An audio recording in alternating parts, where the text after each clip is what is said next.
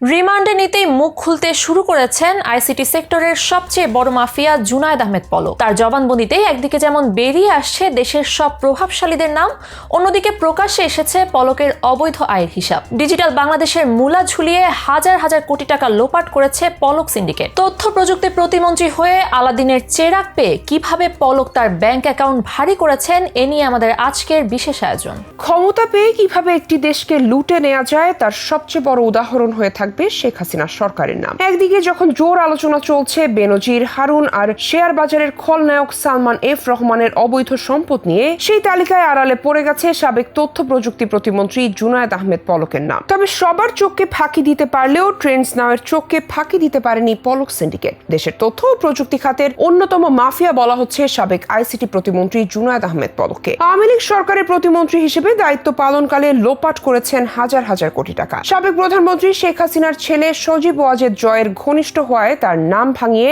স্বেচ্ছাচারিতা করেছেন তথ্য প্রযুক্তি খাতে। শুধু পলক নয়, হাজার কোটি টাকার মালিক হয়েছেন তার স্ত্রী আরিফা জেসমিন কণিকাও। সিঙ্গাপুর, মালয়েশিয়া, আমেরিকায় গড়েছেন সম্পদের পাহাড়। ডিজিটাল বাংলাদেশ তৈরি, এটুআই প্রকল্প, Sheikh Russel digital lab, hi tech park, IT park তৈরির নামে হাজার হাজার কোটি টাকা লোপাট করেছে পলক। অবৈধভাবে অর্জিত অর্থ দেশের বাইরেও পাচার করেছেন পলক। সবশেষে জাতীয় সংসদ নির্বাচনের সময় হলফনামায় দেওয়া তথ্য মতে পলকের গেল 5 বছরের সম্পদ ও আয় বাড়ে অস্বাভাবিক হারে। নিজের অবৈধ আয়ের অর্থ বৈধ করতে স্ত্রীকে বানিয়েছেন উদ্যোক্তা। তার স্ত্রীর নামে সিংড়ায় রয়েছে 300 থেকে 400 বিঘা জমি। ঢাকায় কমপক্ষে 15টি ফ্ল্যাট আছে। পলক ও তার স্ত্রীর নামে সিঙ্গাপুর, মালয়েশিয়া ও আমেরিকায় ব্যবসা প্রতিষ্ঠান ও বাড়ি রয়েছে। অনুসন্ধানে আরও জানা গেছে যে ফেসবুকে প্রচারণায় 32 লাখ টাকা ব্যয় করেছেন পলক। ব্যক্তি পর্যায়ে বিজ্ঞাপন বাবদ দ্বিতীয় সর্বোচ্চ অর্থ ব্যয় করেছেন তিনি। ফেসবুকের অ্যাড লাইব্রেরি প্রতিবেদন সূত্রে এই তথ্য জানা গেছে। প্রতিবেদনে বলা হয়, ফেসবুকে বিজ্ঞাপন বাবদ 2022 সালের সেপ্টেম্বর থেকে চলতি বছরের 25 জুলাই পর্যন্ত জুনায়েদ আহমেদ পলক $26,863 ব্যয় করেন, যা বর্তমান বাংলাদেশি অর্থে 31,60,974 টাকার চেয়ে বেশি। এদিকে সামনে এসেছে পলকের বাড়তি আয়ের হিসেবেও। 2014 সালের নির্বাচনের আগেও তিনি টক শো করতেন। তখন এই কাজে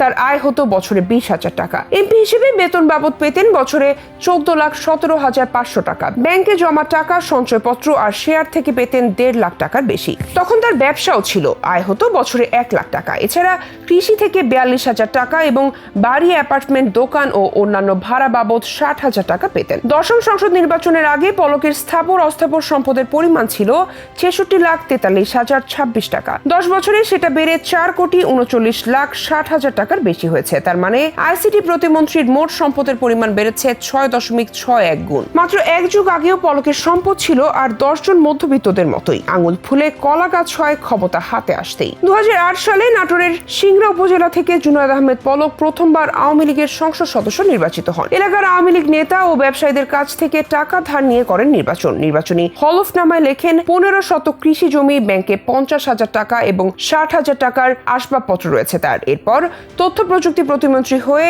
আলাদিনের চেরাগ পেয়ে যান পলক। সাবেক প্রধানমন্ত্রী শেখ হাসিনার ছেলে সজীব ওয়াজেদ জয় ছিলেন প্রধানমন্ত্রীর তথ্য ও প্রযুক্তি উপদেষ্টা। তাই জয়ের সঙ্গে খুব ঘনিষ্ঠ হওয়ার সুযোগ পান পলক। সেই সুযোগকে কাজে লাগিয়ে হয়ে ওঠেন স্বেচ্ছাচারী। 5 বছর দায়িত্ব পালনের পর পলকের বিরুদ্ধে দুর্নীতির অভিযোগ উঠলেও জয়ের সুপারিশের সব অভিযোগ থেকে বেঁচে যান তিনি। ফলে 3 মেয়াদে অনেক মন্ত্রী প্রতিমন্ত্রীর চেয়ার বদল হলেও পলক একই পদে থেকে যান। টাকা দিয়ে সবকিছু ম্যানেজ করেন। উল্লেখ্য, গত 19 জুলাই রাজধানীর নিউ মার্কেট থানায় দায়েরকৃত রিকশা চালক কামাল মিয়া হত্যা মামলায় গ্রেফতার করা হয় দুর্নীতির খলনায়ক জুনায়েদ আহমেদ পলককে।